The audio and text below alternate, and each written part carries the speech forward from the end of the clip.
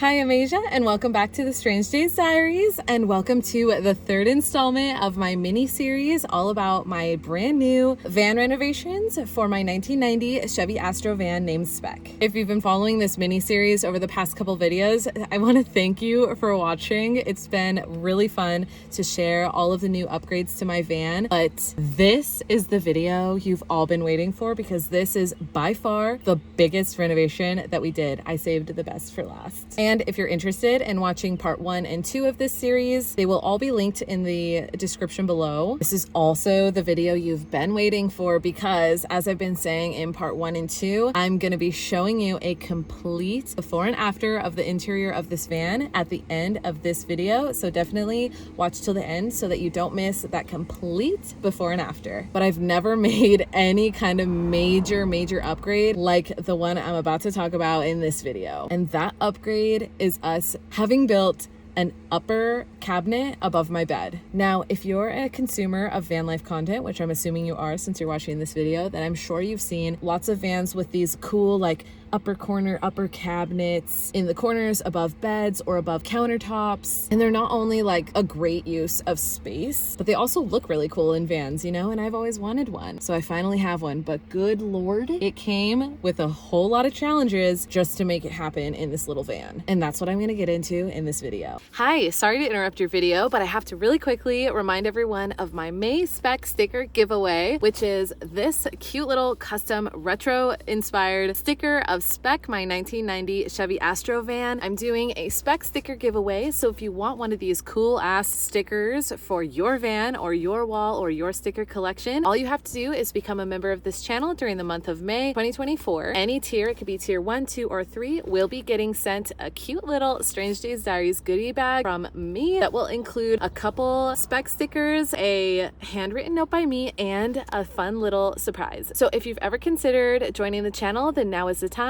All of the giveaway details will be in the description below, but without further ado, let's get back to your video. So I wanted an upper corner cabinet above my bed because I've been battling with a basket that's been holding my clothes for years, and this basket has just lived on my bed full of my clothes, and that's totally fine. It's worked obviously for years, but it is kind of annoying. And so I thought that having an upper cabinet to replace the basket on the bed would just be a huge upgrade, and it is. Little did I know it ended up being like a huge challenge to be able to design and make it work and put it up in my van, because vans have all these smooth like contours. Nothing in this van is a right angle. Everything is kind of curved or not flat, and having to build a cabinet without a flat wall and no 90-degree angles is just like the biggest challenge ever. And I've been giving props to my dad, but like huge props to him. If it wasn't for his experience and expertise, I don't think that this would have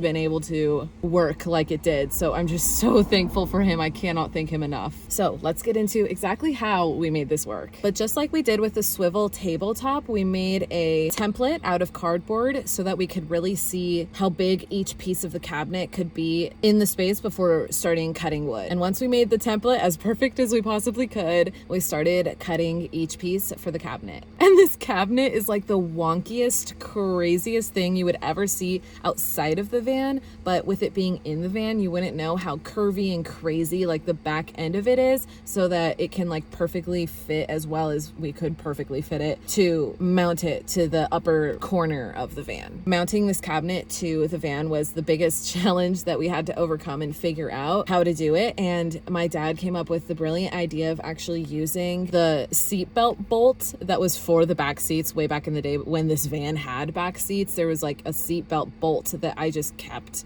because I've actually used it to like hang things off of and stuff in the past, but we came up with actually utilizing that bolt as a mounting point for the cabinet. So in order to make the seatbelt bolt an actual trusting mounting point, I had to create this separate piece of wood that we then attached to the upper part of the cabinet so that the spot where the bolt was going to be used as a mounting point would be extra secure with that extra layer of wood, if that makes any sense. So we had to cut and fit this piece of wood perfectly so that it fit just above that seatbelt bolt, and then we were able to actually use it as a mounting point. It's a super trippy way of doing things, but hey, it worked out for us and it got the job done.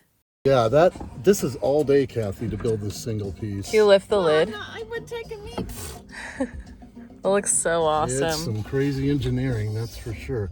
And that worked out really well. It's a super secure mounting point, so that was a total win, but we needed at least one more mounting point for the cabinet for it to be up and stay. And so in order to have one more mounting point, my dad created a like mounting spacer that is just like a piece of wood, custom piece of wood that we put in between the outside of the left side of the cabinet that perfectly fit in the corner in between the wall of the cabinet and the side wall of kind of the back end of the slider door trim. It's hard to describe, but he made it and he made it work really, really well. And so he was able to drill into that while I held the cabinet up, and working as a team, we got the damn thing up. And it looks so good. I'm just so happy with how it looked, and beyond how it looks, oh my God, it's the most useful thing in the van. And then as far as a latch goes to keep the door closed and to keep it from rattling while I drive, we just bought these like magnetic latches that keep it closed.